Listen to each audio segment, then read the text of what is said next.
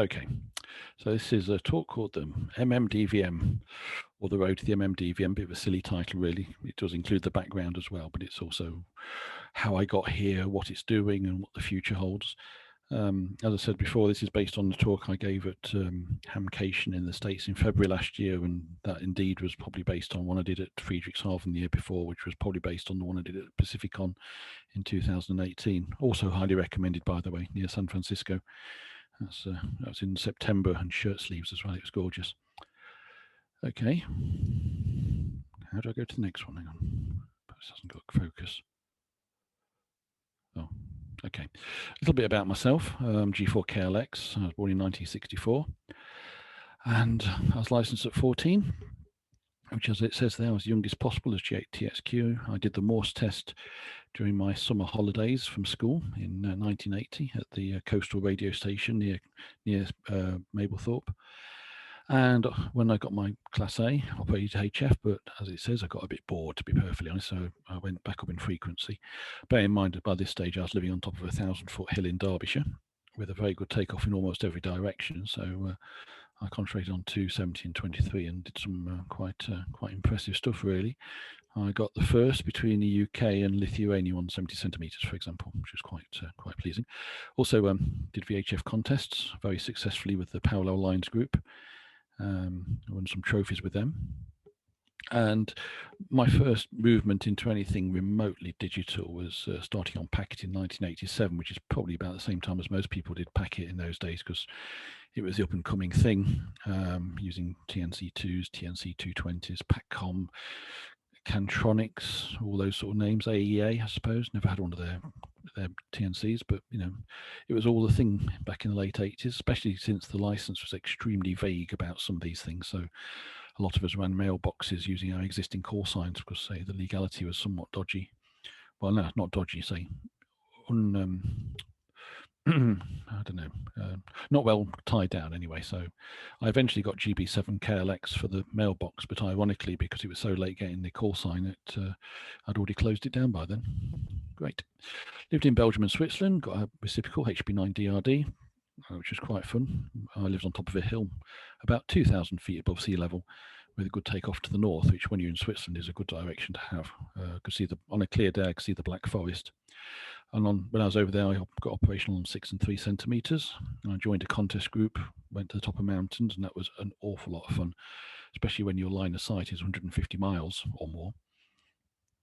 While I was in Switzerland, I wrote open source versions of what was JT44 and FSK441 from Joe Taylor, which indirectly caused him to open source his version of the software, the original version. And I stopped doing my version because he'd created a thing called JT65, and obviously since then FT4 and FT8 and other modes like that.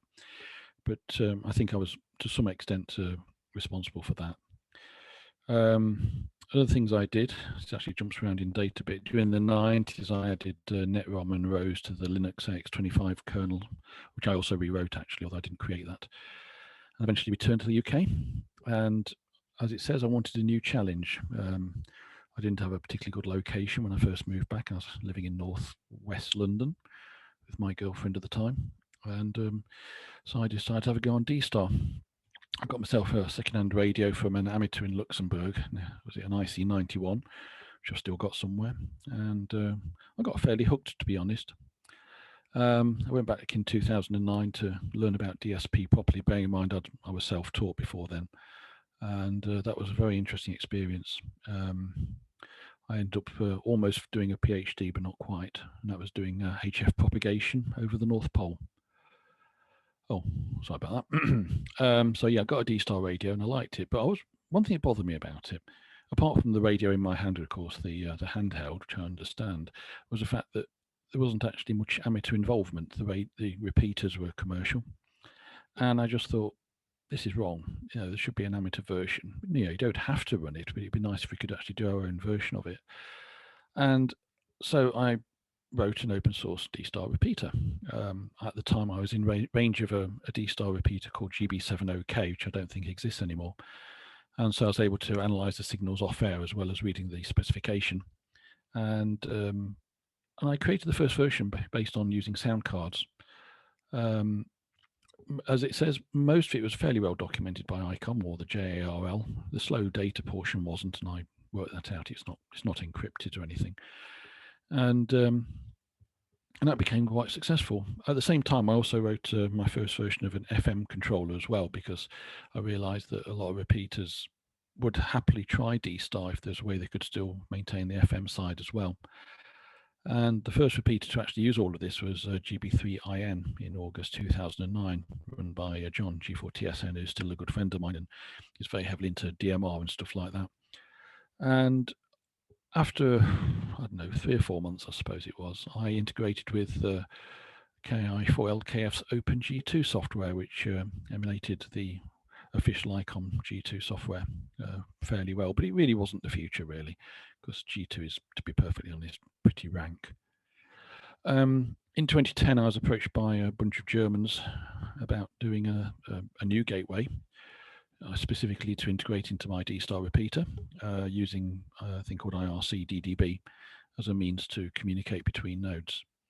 And essentially, the IRC-DDB side offered exactly the features of the ICOM software, but with considerably better performance. You'd get updates within seconds, whereas the official ICOM stuff could take minutes, if not hours. And of course, I made sure it supported all my stuff. And based on network dumps from other people, I was able to make it interface into the ICOM commercial repeater stacks as well. And it was used, well, probably still is actually, in many sites around the world. I supported D+ and D Extra, which were the main reflector systems at the time. And I continued essentially developing this along with the D-Star repeater until 2014. Bear in mind, at that time, I hadn't started on the MMDVM.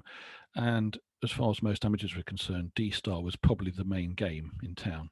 Things like DMR hadn't yet taken off. They were about to, but hadn't yet taken off. So, I think I remember seeing System Fusion being demoed at Friedrichshafen in 2012, but yet again, it was only beta stuff. You couldn't buy it at the time. During the time I was developing it, I added the DCS reflector system, CCS, DRATS, DD mode, which is the fast data mode, and all sorts of things. I basically added everything except the kitchen sink, basically because I'd got, I wouldn't say a lot of time, but there was only one thing for me to really concentrate on. So it got all my time. Right then, so when did the MMDVM begin? In my mind, I remember lots of different events all coming together. So in that sense, there's probably no one thing that caused it. One thing that did make a big difference was being given a CS700, which is a nice picture at the bottom of the thing, by Jerry Wanger from Connect Systems. We'd been chatting beforehand. He didn't just sort of give it me because he thought it'd be a good idea. We had been chatting about it, and I was there, and he gave me radio. At the same show, I had a very interesting chat with the DMR Mark people, and I don't know if you remember, but in the early days of DMR, the only network around was DMR Mark, and that was entirely, Mark stood for Motorola Amateur Radio Club, I think, and it had to be a Motorola repeater, no high tiers or anything like that, and certainly no homebrew because it didn't exist. And I met these guys. They had a stand at Hamvention at 2014. And I went up to them and I said, "Oh, yeah, that's nice, you know." And they went, "Oh, G4KLX. Oh, yeah. We all run your D-Star repeater software. We think it's absolutely brilliant. Yeah. We love your stuff." "Oh, okay." And so I said, "How would you feel about a homebrew DMR repeater?" "Oh, no." So on one hand, they thought what I did for D-Star was absolutely amazing, but as soon as I talked about DMR, they just completely shut down. And that really, they were quite nasty about it as well, from what I remember. I certainly came away from the meeting not very impressed. And I remember thinking, well, okay, that actually inspires me to do a homebrew repeater now. So I started planning, but real life intervened. My life changed, and I ended up moving down here. I won't go into details, but anyway, things happened anyway. So, for spring 2015, Gus, who you probably know from the DV Mega, he sent me some beta firmware for the DV Mega, which supported basic DMR. I wasn't able to make much headway with it, but I did do a lot of work on the protocol. Reading up the documentation, writing the software to create a nominal DMR interface for this hardware, but say never came to anything because his firmware wasn't up to the job at the time. One thing that did come along, which did make a big difference to me, and it made it suddenly all possible, was an article in the May 2015 Radcom. And it was by Peter, G8AGN. I can't remember what his G0 is. And it was about using an Arduino Duo as a pen adapter. And I think it actually was able to drive a display as well. It was self-contained. But what was interesting about it was it used the internal ADC in the Duo, which is an ARM-based board running at 84 megahertz. And I think it's about £20, £30, can't remember. But I remember thinking, this thing sounds reasonable. You know, you've got a fast chip, you've got an analog to digital converter, you've also got a digital to analog converter. Now, this thing is an embedded system, so therefore it will have the processing power in order to do a lot of the functionality, or at least the high speed functionality, not the whole thing. You can get a PC or a Raspberry Pi or something to do the rest of it, but it did have enough processing power to do the really vitally time critical part. So that's what I went with, the Arduino Duo. And as it says at the bottom, the interface is extremely well documented by Etsy, probably written by Motorola actually, but it's published by Etsy. And it covers every last thing you ever need to know about anything to do with DMR. In fact, as a comment, that's actually true of all the commercial ones, i.e. not D-Star or System Fusion. When you get into the commercial world, all these things are so well documented, it's wonderful. I started living away from home. I got a contract at a place in Hampshire. It was a little bit too far to commute every day, for about 75 miles. I thought that's way too far, and also the roads weren't too good. So I found somewhere to live when I was over there. And there was no mobile phone coverage either where I was staying, which may have been a good thing. And so I had an awful lot of spare time and not much to do it in. So I thought about doing something about it, but using this time to create something.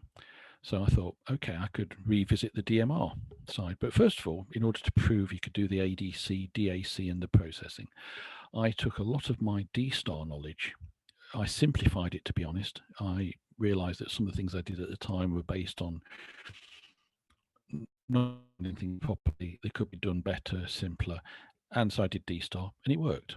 I was able to transmit to myself, and it did the right things. Excellent. Then I did DMR. Now, it must be said that DMR, I put it in one line there, but DMR was actually a pig. I'm not going to go into the details of the synchronization, but it is extraordinarily difficult to get it right. It's within the Duo, everything was, well, in any of them, for duplex, the transmitter and receiver are synchronized to within 40 microseconds, not milliseconds, microseconds. And that's adequate. It's perfectly adequate. Any better, any faster would be better, of course, or maybe not. Probably won't make much difference, but you can't go much slower, that's for sure.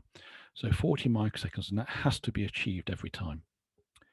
At the same time, I had to create a new network protocol because Motorola are famously litigious, so there's no way I could use their network protocol. The Hytera protocol was just a dog's breakfast.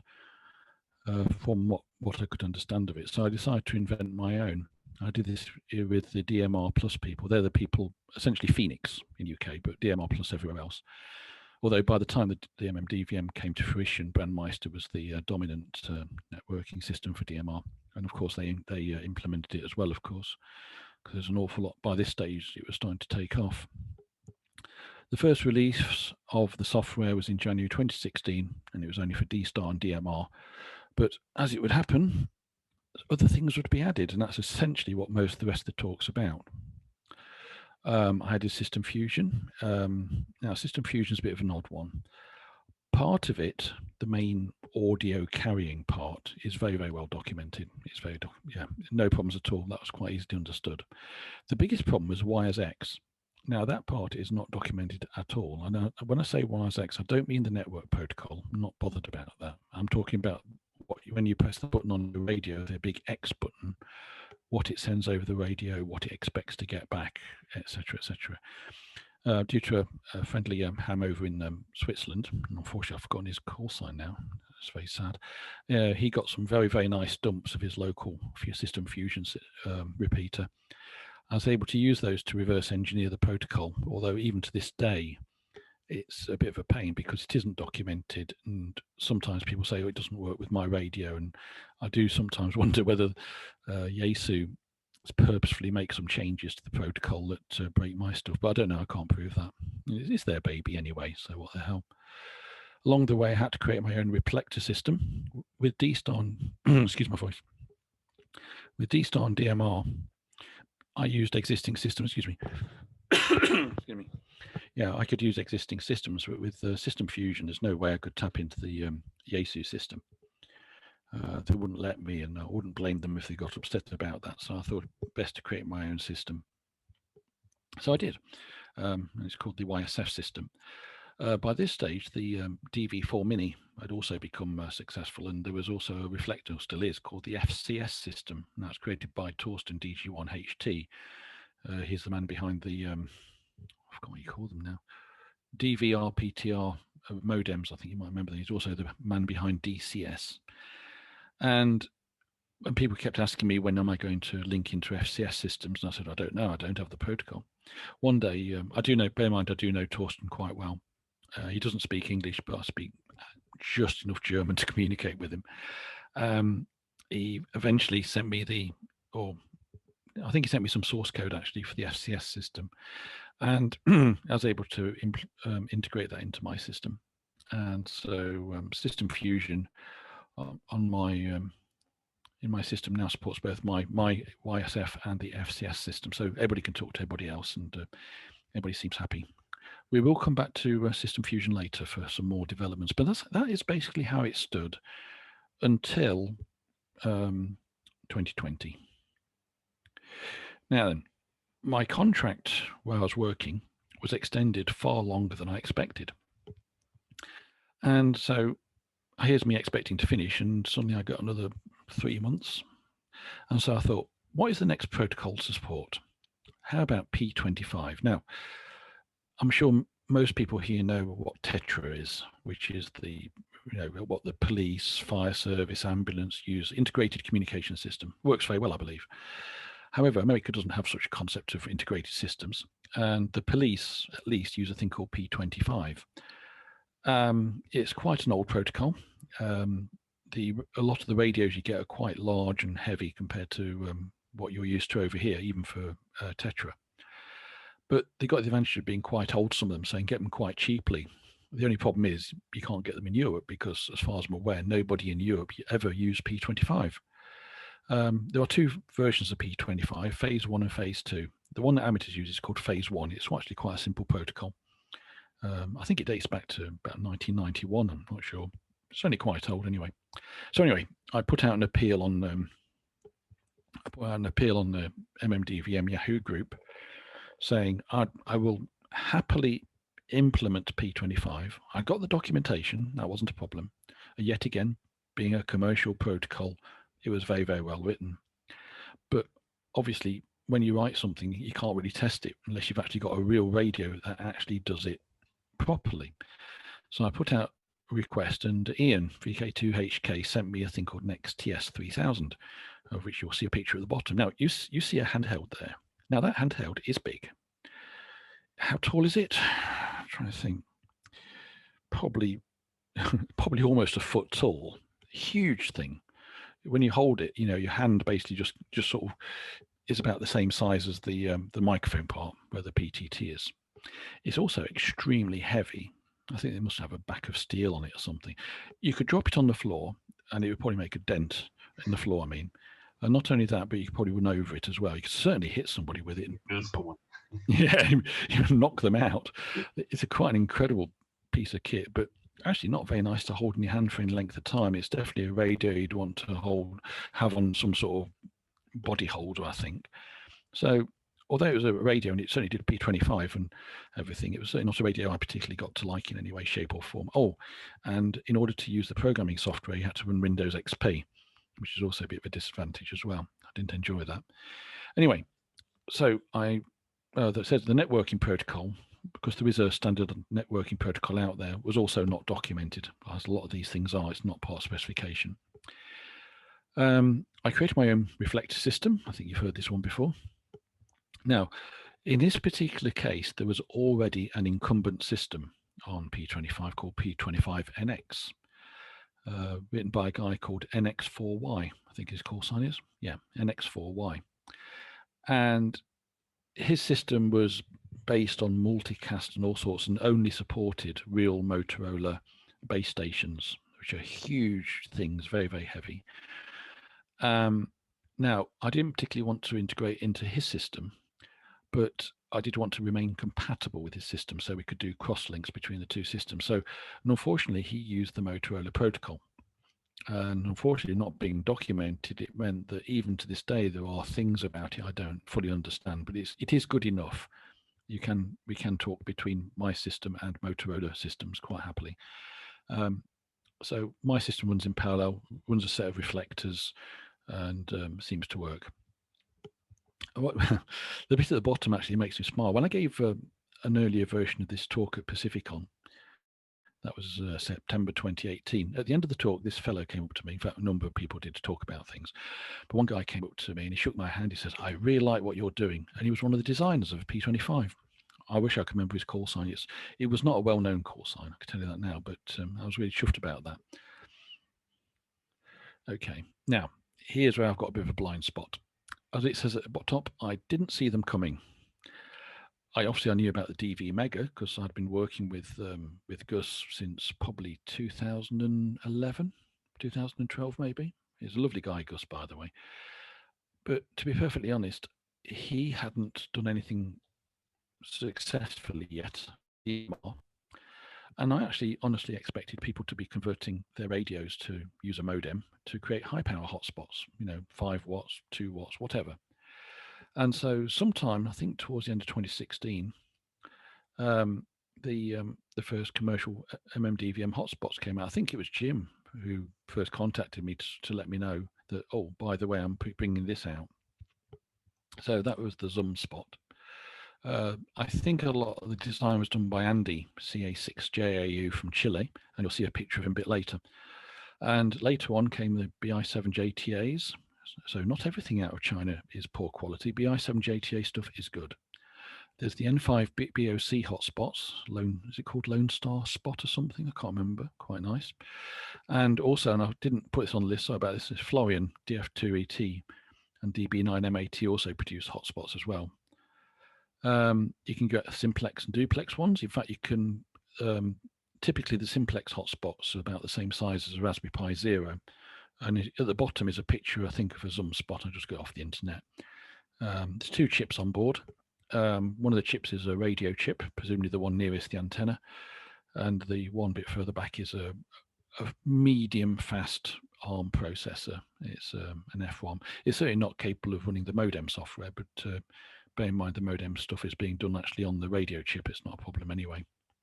But now you can actually even get duplex hotspots at the same size as a Pi Zero. So when you mount one of these things on top of a full-size Raspberry Pi, it looks quite diminutive.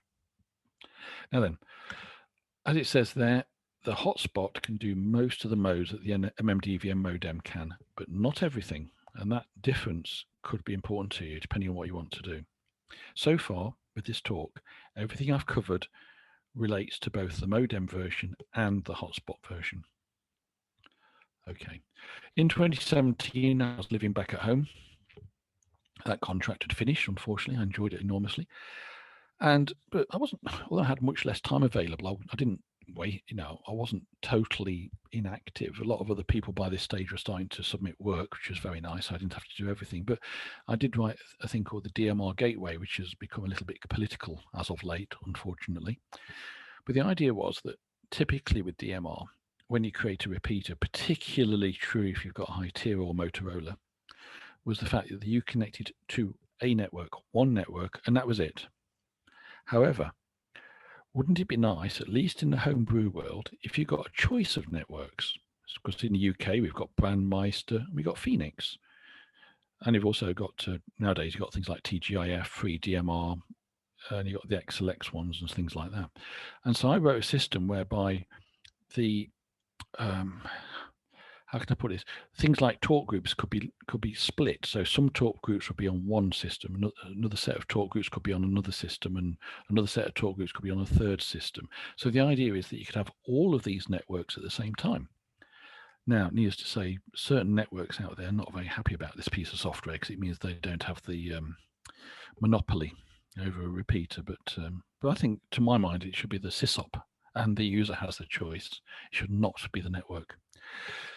Everywhere else, I didn't add anything. There's no new modes. I didn't have that much time. And unfortunately, I can't read what I've written there. Oh yeah, the rise of the hotspots. Yeah, it definitely was. 2017 was when the hotspots became everywhere. And of course, unfortunately, we've got things called jumbo spots as well, which I'm very much against because they are clones of the work of Florian. One thing I did do during this year was to buy a thing called an NX5300, essentially to replace my XTS3000, the P25 radio. Now, this is a current Kenwood commercial radio. There's a picture of it there. And it does, as it says, FM, DMR, NXDN, and P25. It's all controlled by licenses. So if you buy one of these things, you don't get all of those unless you're willing to pay extra money. But I bought mine secondhand from the guy who ran P25NX, NX4Y. And Peter Tasker bought it back for me when he was over in the States. The only downside is you can only have 2 digital modes at the same time. So you can't have all 3 digital modes. So for example, mine is actually on FM, NXDN, and P25 because I've got other radios that do DMR perfectly happily anyway. So I use it for the more obscure stuff. Now, it also does an XDN. You might notice that. That could be important. Right. New contract starts 2018, working with home again, near Southampton this time. And because I had a radio that did NXDN, I thought, wouldn't it be nice to actually support it? So I reprogrammed the radio to do NXDN, and I actually found it to be an extremely nice protocol. You know, yet again, very well documented, probably even better than DMR and P25 actually. Very, very well documented by Kenwood and ICOM. And one thing I discovered is that System Fusion is a blatant copy of it, albeit converted into amateur usages, because things like NXDN and DMR use numbers for IDs, not call signs, of course. However, System Fusion borrows, I would say, 70 or 80% of its ideas from NXDN. So I thought, that's why System Fusion is quite pleasant. It's based on NXDN. So I added NXDN to the boards. The downside was that because it had a different data rate to the other data modes, it required extra filtering on the modem board. And this meant that if you're running all modes at the same time, the original Arduino Duo would actually run out of processing power. You're okay running D-Star, DMR, System Fusion, and P25. You could run all 4 of them quite happily at the same time. You added an XDN, the poor thing would just start dropping stuff. It just wasn't fast enough. It was just doing too much work. So that meant that board became essentially obsolete if you wanted to run a fully stacked system, unfortunately. I decided to use the ICOM repeater protocol as my internal protocol, shall we say, because it's actually very simple, to be perfectly honest. That's the reason. It didn't take long understanding the protocol to take one look and realize that ICOM had just wrapped it in a few extra bytes. They've done a very nice job, actually. The Kenwood protocol is a nightmare in comparison. I, yet again, created my own reflector network. There was already an existing system out there called NX Core, run by Evans, or if it's not run by him, it's certainly one of the main movers, Evans Mitchell, and I've forgotten his call sign. He's over in Florida anyway. I met him at Hamcation last year, and we've got good communications with each other, and so I wrote my system such that you could link my system into his system and vice versa, and it seems to work pretty well on the whole. So for the most part, there's no concept of having 2 separate systems or anything like that. Right. Okay. Oh, hang on. I've got something flashing on the screen. Excuse me. Is it something important? No. Oh, bother. I went to Ham Radio in 2018, and on the way to Ham Radio, I was traveling in the same car as Florian, and in the back of the car, every so often there was a beep beep. I thought, what what's going off? It turned out it was messages coming in on the pager, and Germany has essentially a nationwide paging network, amateur paging network. And I was actually very impressed with this. I mean, you could have weather reports, you could have propagation, you could have all sorts. And of course, unlike the other modes, it's a transmit-only mode. It doesn't have to receive this. It all comes over the network, and then it just gets transmitted as FSK. So after going to ham radio, I thought, well, apart from buying a pager, I thought I've got to support this. It just looks like a lot of fun. And so I bought support in for the amateur packet network. Is that what DAPNet stands for? Digital Amateur Packet Network, something like that anyway. So I put that in. It's a decentralized amateur packet network. Yeah, brilliant. Yeah, that's what I meant. Yeah. So it's called DAPNet. That's for a very good reason. So I put support for that in. Florian helped with that, I might add. And at least when I wrote this talk, it may not be true now, the MMDVM is now the largest particular type of software on DAPNet, because there are other homebrew systems on there, I might add.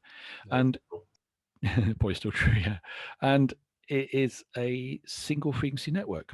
It runs on 439.9875, i.e. 12.5 kilohertz in from the top of the band.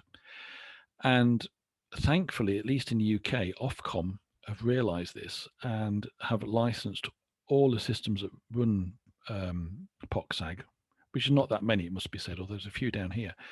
They've all been licensed for 439.9875. And one thing that the MMDVM does is that if you're running a hotspot or even you're running a modem, it can control the transmit side to change frequency. So despite the fact your hotspot might be on 438.4 or something, it will jump to 439.9875 if it's not doing anything else and transmit the paging system, which I think is rather nice. On the modem version, we got the possibility to raise one of the control pins, and that can be used with some external hardware to control your radio if that's possible. All right, mode operation. Ignore the picture at the bottom, probably make you feel ill anyway. Andy, CA6GAU, that's the guy who did the hotspots. He's come along and taken elements of my software, and he's put in some cross modes. I've listed a few there: YSF to DMR, YSF to NXDN, YSF to P25, etc., etc. The reason these exist is that a number of the modes use the same vocoder. So DMR and NXDN use the same vocoder. DMR, NXDN, and System Fusion narrow DN mode is the same vocoder. So moving between the three, apart from the addressing issues, of course, is very, very simple. It's a matter of just moving some bits around, and your voice will come out of one just as well as it does the other. The same is also true of System Fusion to P25. This time, we're talking about System Fusion VW mode. That is the same audio mode as P25 phase 1. So therefore, that is also a very easy transfer to make. And so those cross modes are very simple, and I think they're mostly bundled with Pi-Star. Right then, I'll tell you about the picture at the bottom now. You'll see a guy on the left with a huge stomach. That's me. Sorry about that. So if it makes you feel ill, I'm sorry about that. The guy in the middle who hasn't got a large stomach is Andy, CA6JAU, the guy who did the hotspots and the cross mode programs. And the guy on the right is BG3MDO. He's also M6IDO, and he lives near Cambridge. Very, very clever man. And he also speaks English like a native. So to be perfectly honest, you might work him and not even notice. He's brilliant. He's very, very, because after Andy left us, we spent a few hours together. This was summer 2019. Me and Juan, is it? I've forgotten his surname now. Oh, how embarrassing. We spent a little bit of time chatting before I headed back home. Okay, more development. Now, lockdown and COVID, as we all know, I've certainly known people who've been very ill with it, and I know friends of friends who've died of it. So COVID is definitely not a good thing. However, for various reasons, my contract ended in the end of January 2020, and this was planned long before. It's nothing to do with COVID. And unfortunately, finding somewhere else to work was actually very difficult. So I ended up spending 5 months not working, which for the first month or so, I have to say I did enjoy. I don't deny it. The weather was nice and I got just free time. As I said before, I went to Hamcation in Florida in February 2020, which is probably the one and only radio show of the year. I managed to go to that one because I've not been to any since, that's for sure. I met a number of very interesting people, including NX4Y, who I bought the NX5300 off, and Evans Mitchell, and a number of other people. And the biggest request by a country mile, and this was without asking people, by the way, they sort of told me anyway, was, when is the MMDVM going to do FM? I came back to the UK, and of course, without any work, I thought, why not? I've already done one FM repeater controller, albeit 10 years before, but why not do another? So I created a basic standalone repeater controller. This is true only of the MMDVM modems, not the hotspots. They cannot do FM. So I created a basic repeater, use CTCSS, no 1750 hertz. It has to be CTCSS, otherwise it gets upset with digital modes, as you appreciate. I made it very customizable. Different tones, you can make it do pips, you can make it do Ks, you can make it do almost anything. And I made it, at least by default anyway, it sounds like a GB3FR, which is the Lincolnshire repeater. It used to be a repeater I used quite a lot in those days, and yeah, it sounds like that anyway. What I do in order to make it give the authentic 1980s sound or 1970s is that all the tones in it are created as square waves, and then they're filtered. So that's why it has the slightly raspy tone of old repeater controllers. I actually went back to it a few months later and added the potential to have external audio going in and out of the FM side. And literally as of a week or so ago, we've actually got that working to external systems. And that's simply because, I've been working since and nobody else has been bothered about it, to be perfectly honest. In fact, after this meeting, I'll be writing a protocol specification to send off to the SVX link people so they can support it. But say it can't be run on an MMDVM hotspot. Sorry about that, guys. It's not my choosing. It's down to the hardware. What else did I do? Oh, I haven't finished yet. Okay, going back to my roots, I mentioned packet. I decided to add an AX25 TNC to the MMDVM. Initially, it was going to be receive only, to be honest, just so that you could receive APRS data on FM transmissions through the repeater. But actually adding transmitting wasn't actually that difficult. So it does transmit and receive. It looks like a KISS TNC. I must admit, most of the code was got from Mobilink D. It's all open source.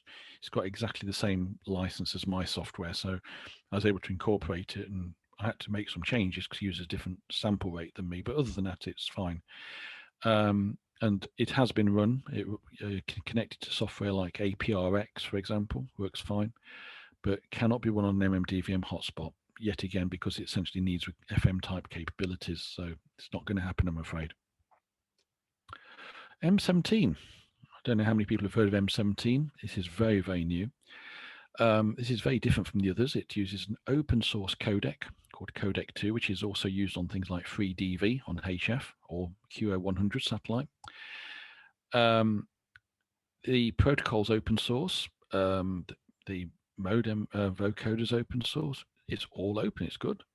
The downside is because it's not vendor specific, there's no hardware available, which makes life difficult. So as of this moment, I do not have any M17 hardware other than MMDVMs. There's an M17 reflector system, which is nothing to do with me, but yet I have to say has been very well specified, which is nice.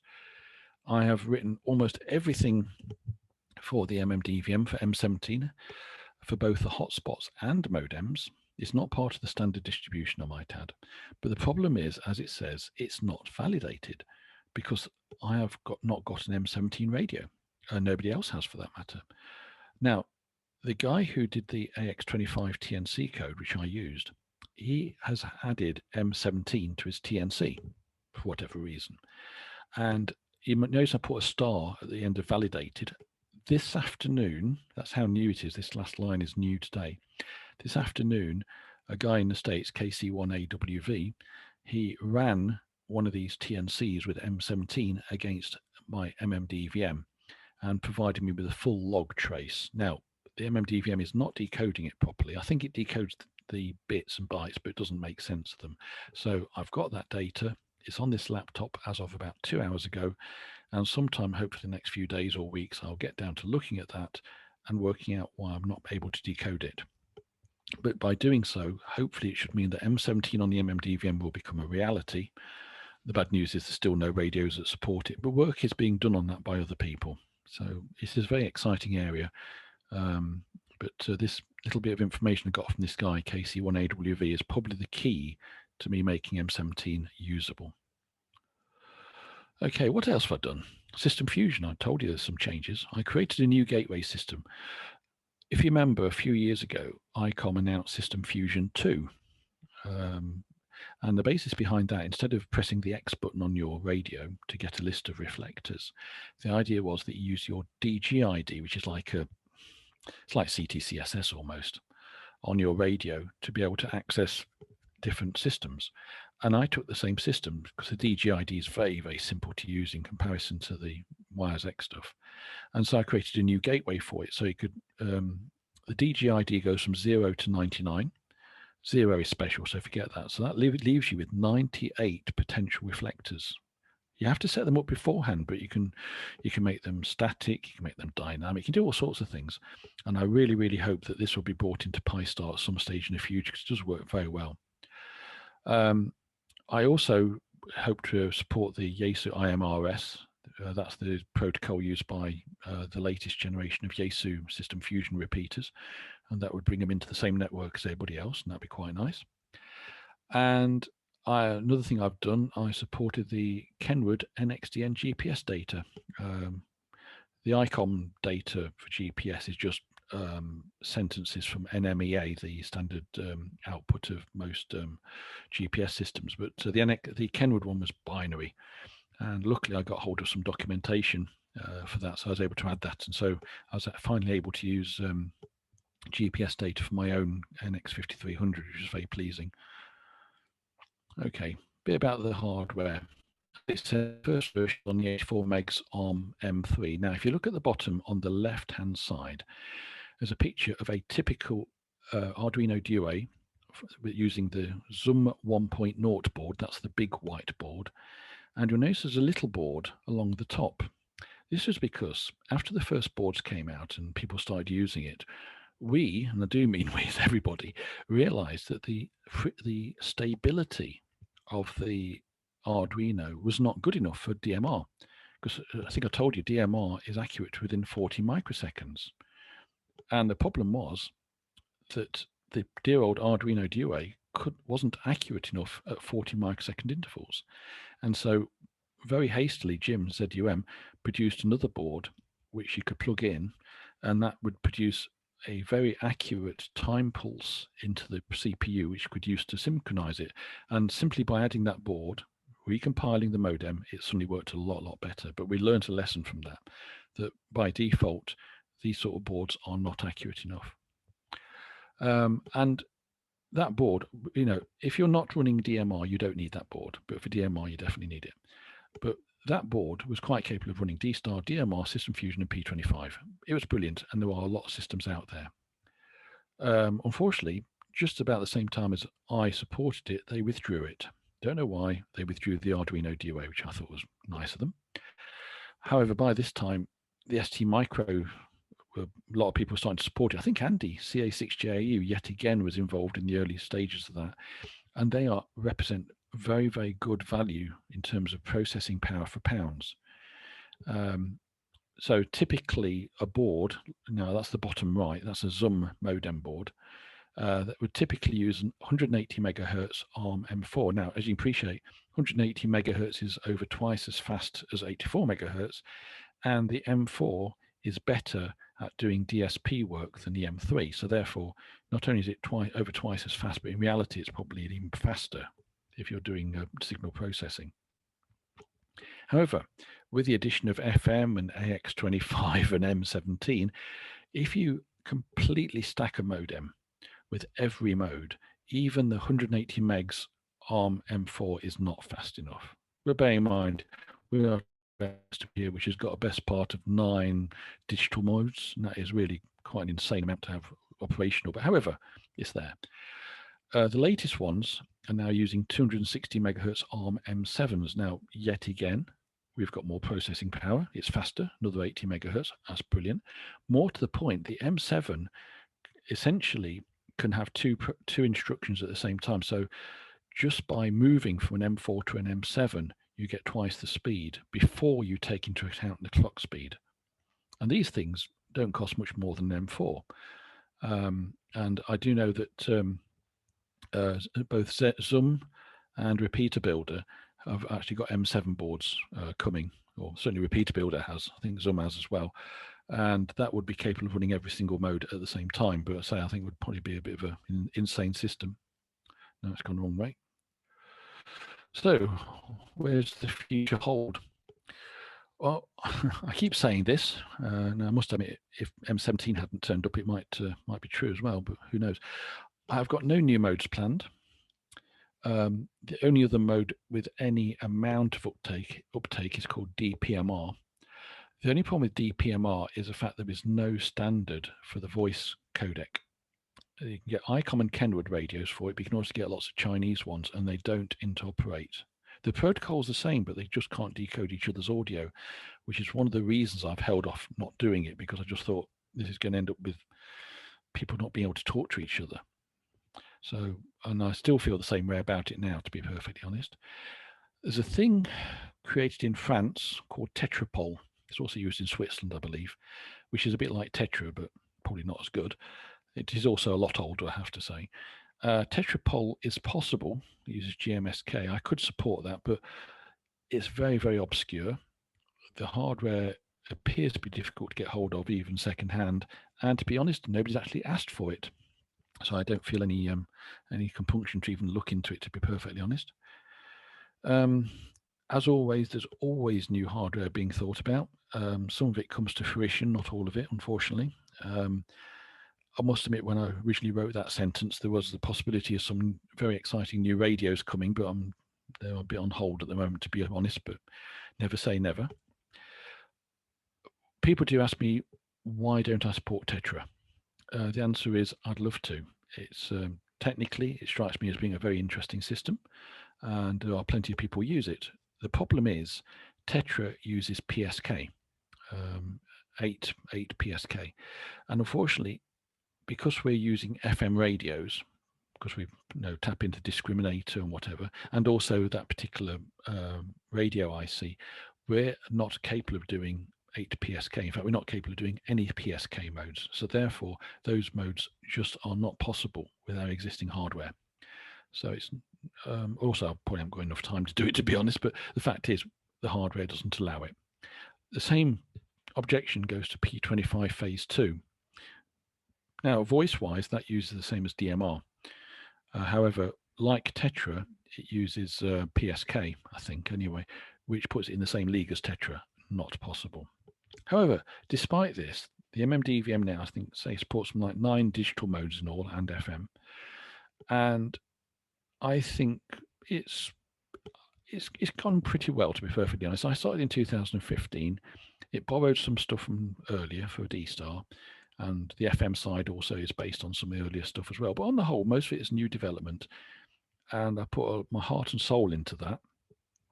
When I was working near in Hampshire, I was probably putting like 5 or 6 hours per night into the project every night during the week. And yes, I'm not sure I'd like to go back to that sort of stage, to be honest. I was a little bit driven. That's not healthy. However, I'm happy with what I've achieved. Last thing I checked, I think there's well over, this is purely on Brandmeister, there are at least 25,000 hotspots, and I think there are about 10,000 homebrew repeaters. And of course, there must be more than that on different systems and or not using DMR, just maybe P25 or D-Star or whatever. So all in all, I've been reasonably successful with the MMDVM, and yeah, I'm happy with it. So thank you for listening. That's it. That's all I've got to say about it. Yeah, back in the 1980s, I used to work for Mercury Paging, so I'm very interested in your POCSAG implementation. Is there much POCSAG in the UK? It's a good question. I don't actually know. I implemented it because it was there as much as anything. So I was very impressed with what I saw in Germany. There's certainly a few licensed down here. There's a few MMDVM systems that have got POCSAG as sort of side extras. How many people use it? I actually have no idea. I'm sorry, I don't know. I actually run a repeater, well, no, not a repeater, a POCSAG transmitter. It's waiting to go on site. It's been licensed for just under a year. So I'm waiting for these restrictions to be laxed, and then we can get to site and put it on. But it's sat here at the moment under test. It's a fun modus, POCSAG. It's quite funny reading documents that say Post Office Telecommunications at the top. So it all dates back to the 1970s. I think a lot of it. It's a very simple protocol. Not very well defined in places either, but it seems to work. One thing you can do with the MMDVM, which I didn't cover, there's a thing called the remote control interface, which allows you to switch on and off modes and stuff. One of the things I did add to it was that on a system, and you can do this with PyStar, by the way, you can actually inject local POCSAG transmissions. So you can literally send messages to yourself. Now, in itself, that sounds a bit silly, and it's proof of concept, but it does actually allow you to use that interface to stream data to yourself, whether propagation or whatever. So I added that quite not long after POCSAG went in. So that's very useful. It doesn't get propagated over the network. That's the important thing. It's just your transmitter, but potentially you could use that to tailor it to your requirements. Yeah, very interesting. Be a lot, most of the messages I used to see on the network were phone the office. So it's be interested to see some amateur radio messages on it. Well, an obvious thing to do, of course, I suppose, would be propagation, isn't it? Although you'd have to filter that to make sure it'd only be stuff you really want to know about, and obviously by band and mode. But I don't really remember back in the 80s, although I was actually never a member of this, there was actually an auroral warning net. It wasn't a net, people used to phone each other.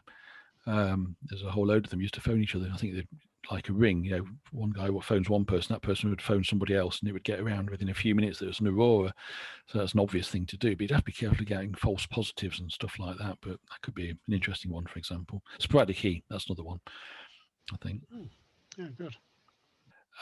When I used to maintain a packet node in the late 80s, early 90s, GB3RP in Derbyshire on Old Port Height, which some of you may know. And in the same cabin as RP, same site as DY, by the way, in the same cabin as RP was a paging transmitter on, I think, 151 megahertz, run about 100 watts, big thing. I can't remember who made it. Painted red. I think it might have been BT. And that was in the rack, and unfortunately it's on the same mast as well. So our node had 4 meters, 2 meters and 70 sems. We had 23 sems links as well. And of course, when that thing opened up on 2 meters, then you could forget it. Of course, we had no duplexes on or any filtering in front of the radio, and it just absolutely slaughtered the 2 meter packet system. We tried to revive the packet service around here a couple of years ago. 2 or 3 of us running packets, and it didn't really work. It didn't drum up too much interest. So no, I pretty much died off again, hasn't it, Dave? I think packet these days, at least the 1200 board AFSK version we used to run in the 80s, is used a huge amount for APRS these days. That's for sure. That's its main interest, I think. And that is the reason I added it to the MMDVM. It wasn't specifically to talk to people, if that makes sense. It was actually to do APRS, and specifically to pick up, say, APRS transmissions on people's FM. Because I think some radios, I think Kenwood's anyway, send it either as a burst at the beginning or the end of a transmission on FM. So wouldn't it be nice, sort of thing, if you're using a repeater, that you transmit your position at the same time? And using that, it picks it up, and you could then gateway that to APRS-IS. Even APRS seems to be dying a death at the moment. There's not much activity. Well, that's surely because people, for the most part, are working from home. I mean, I work from home as much as possible. My previous contract was entirely working from home, and I never met my colleagues, for example. Whereas now I'm going into the office maybe 1 or 2 times a week, simply so I can use the hardware. But if I don't need to use the hardware, I work from home. I've been playing recently, tracking weather balloons, radio sons, and they're actually being ported onto the APRS.FI. So I've seen the that, course of weather balloons. Yeah, it's fascinating stuff. APRS is actually is a lot of fun. In fact, there's more to it because, of course, with APRS, you can actually send messages to each other on it as well. I mean, most people use it for positioning, but in reality, it's a two-way thing. And although it's not used so much, you can actually send each other short messages, and it will get routed around the world. Apparently, I've never tried it.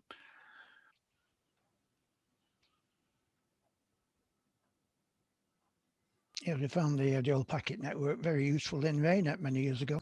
Yeah. Oh, yeah. I'll tell you what. There's a few RayNet groups in the UK who've got portable DMR repeaters as well. There are a few based on MMDVMs, of course, but they do exist.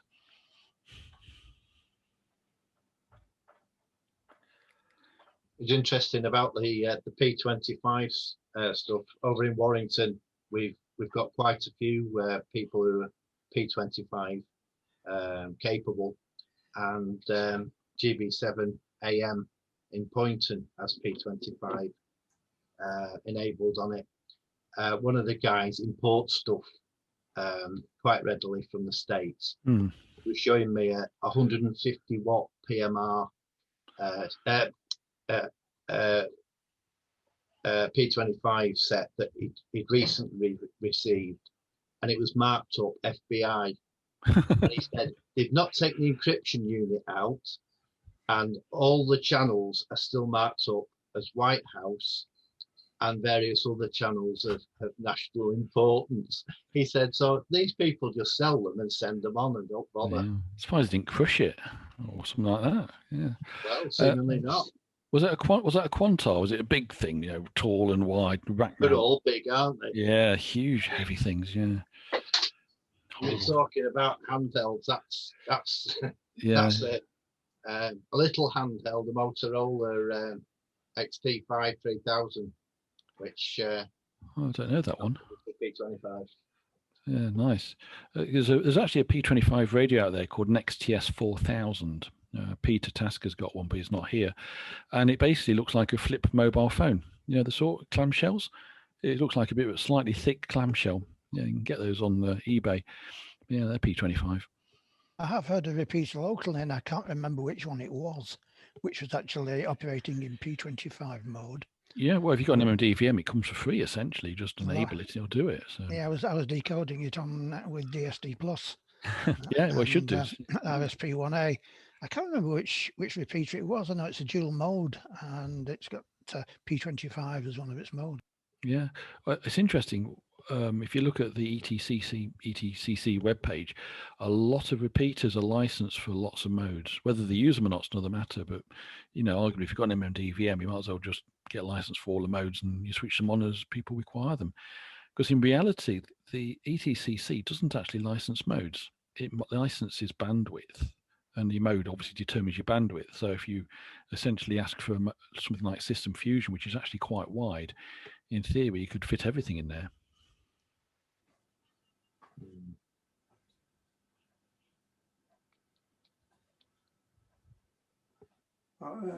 I'm not an enthusiast of these digital modes. I go back to VHF contest days, and I do recall your involvement back in the early days in the 1980s when I was actually on the VHF contest committee doing the adjudication.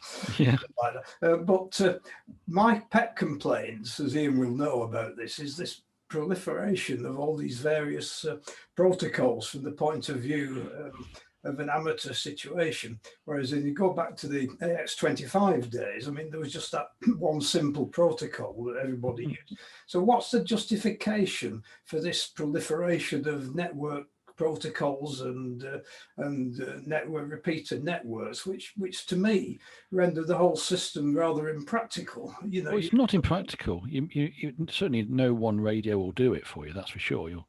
But you choose your battles. I mean, DMR is probably the most busy if you want to talk to people. In terms of the different networks, systems of the back end, a lot of it's down to politics, especially DMR. You've basically got a number of networks who will happily, to kill each other if they put them in the same room and lock them together. It's quite funny, actually. I remember watching a meeting between DMR Plus and Brandmeister at Ham Radio, I think 2018. It got pretty close to blood. It was not very pleasant. So that's the back end. In terms of the radio side, you must bear in mind that apart from D-Star, well, 3 of them, D-Star, System Fusion, M17, they're all commercial systems, essentially, which amateurs have taken to using for whatever reason. You know, I'm not going to pass judgment on the good or bad of that. But DMR, I mean, ultimately, if it's a commercial system, there's a good chance of being able to get hardware for it, which is one of the problems M17 has.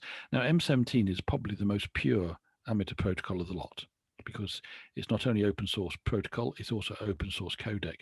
The problem is, because it's not backed by any manufacturers, there's no hardware. So we're going to possibly end up with a number of M17 capable repeaters and actually nothing to use on them yet.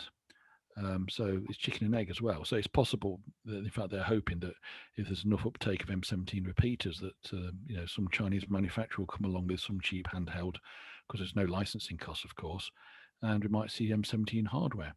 But yeah, ultimately these protocols exist. People get hold of the hardware for whatever reason on the surplus market or whatever, and there is a need for it. They want to use it, and I want to learn about it. You know, I mean, to a large extent, it's a learning experience for me. I enjoyed it. You know, I especially got a new protocol I didn't know anything about. It's quite fun to look at them and to go, oh yeah, that's just the same as this. That's why I can comment about NXDN and System Fusion. They're so similar. They even use some of the same names for things. It's incredible. But yeah, yeah. You were saying M17 is the same protocol as 3DV. I believe, well, it's from the same family. It's using Right. actually, it's not directly compatible.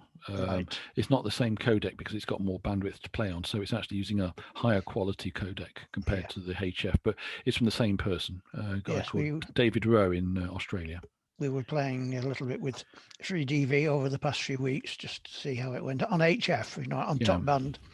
And what was it? Is it the 1200 protocol, the higher speed one? We tried that, but not all computers will actually run that. We discovered. Okay. Well, Florian, is he here? Yeah, he's still here. Florian. Now, Florian's done 3DV over the satellite QO100. Me and him tried to work last summer because I got a 3DV box, but we weren't able to work. But yeah, Florian has used 3DV over the QO100 satellite. Yeah, that's quite basically works and does give good audio sound quality. Yeah. It's a shame that just a few people are using it. Yeah, I mean, QO100 provides very nice, clean SSB bandwidths, of course, with relatively little interference compared to HF or fading for sure.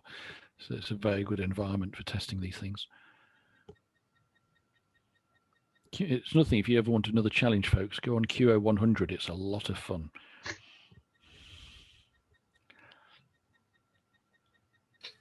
Yes, I've listened to it using the Goonhilly SDR station. Yeah, it's easy to get going, and you don't need to spend much money. You know, you can actually receive it using just a moderate quality LNB and a Sky dish and a cheap SDR. So you can certainly receive it for well less than £100, for example, if you want to have a listen. Yes, I'll have to try that. I've got it's not a Sky dish; it's one of the old Astra satellite dishes with LNB. It's lying in the back garden doing nothing. I might have a play with that. The LNB might not be up to it, but the dish will certainly be usable. In fact, you can see a dish behind Florian. He uses very small dishes because he's mad. Oh, that's a bigger one. But bear in mind about QO100, I know it's a diversion from digital voice, but in fact, you can detect the beacon just holding an LNB out the window, pointing at the satellite. You can detect the beacon. It's not usable. By experiments in Friedrichshafen, yeah. There's a picture of me with my hand stuck out the window holding the LNB. But it's pretty impressive anyway.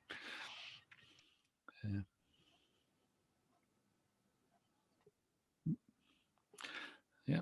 So, yeah, the MMDVM is still being maintained. There's still things being added. M17 is the new thing on the block. So especially since I've got this new data dump as of this afternoon from this American ham, which is brilliant, the first time. And I've also got this nice bit of new hardware from Repeater Builder to support as well, but that's a bit more of a hard nut to crack, unfortunately. I'm going to have to think about that one.